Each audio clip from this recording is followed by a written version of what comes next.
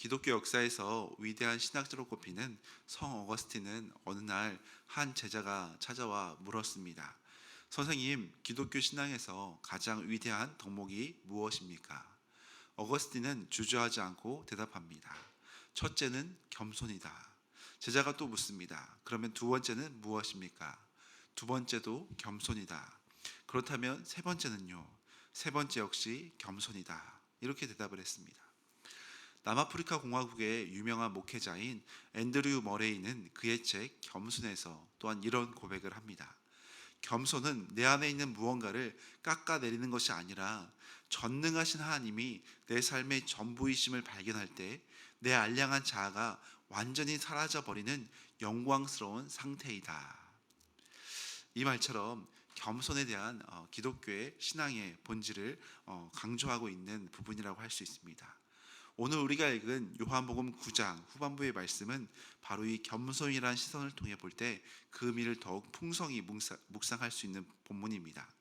오늘 본문에서는 머리에 든 지식으로 스스로 높아져 은혜를 발로 차버린 듯한 교만한 종교 지도자들과 자신이 아무것도 모르는 영적 맹인임을 인정하며 주님 앞에 철저히 엎드렸던 한 사람의 이런 대조가 분명하게 등장합니다.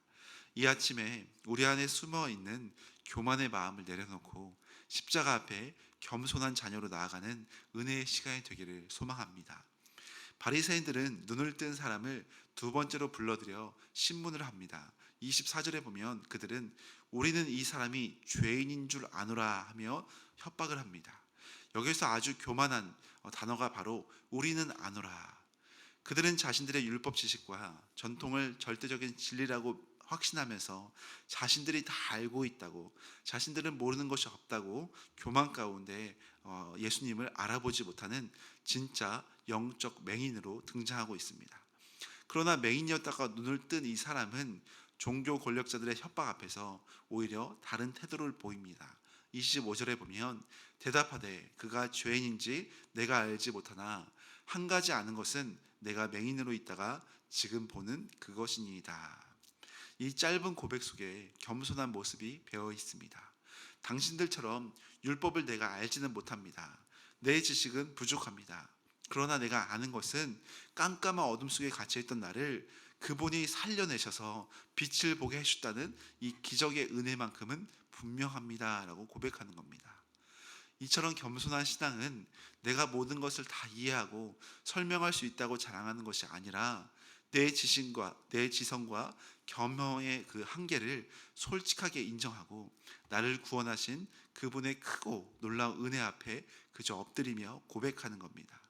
바리새인들의 무서운 교만은 기적을 부인하게 만들었습니다.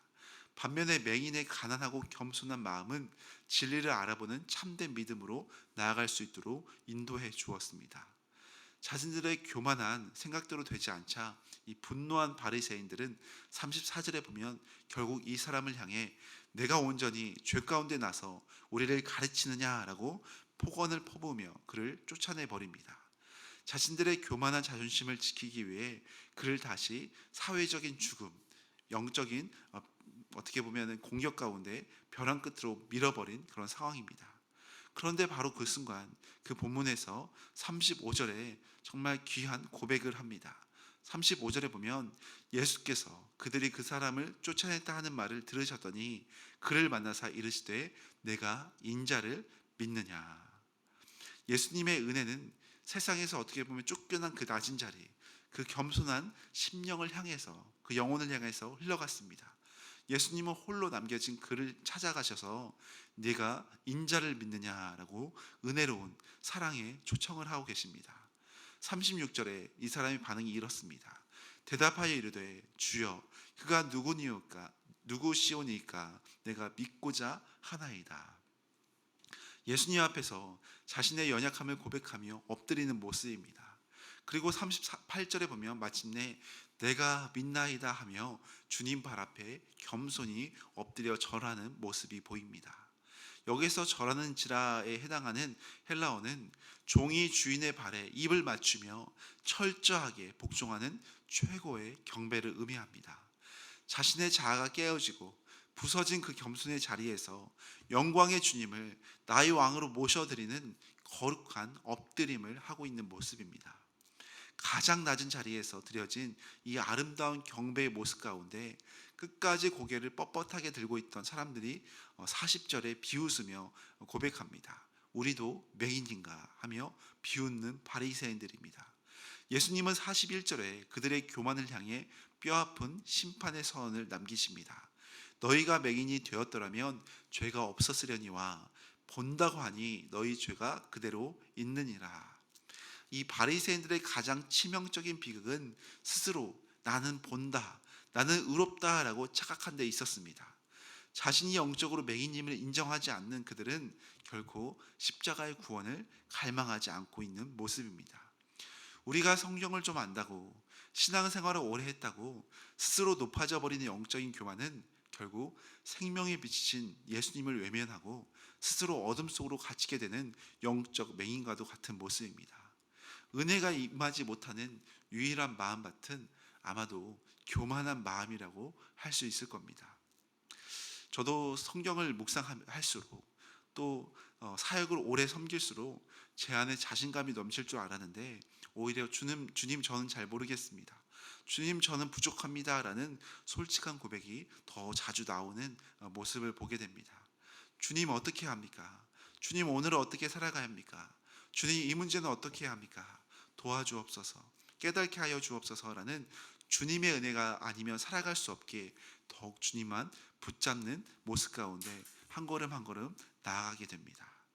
사랑하는 여러분, 오늘도 주님 앞에 엎드려 우리가 겸손히 나아가시기를 바랍니다.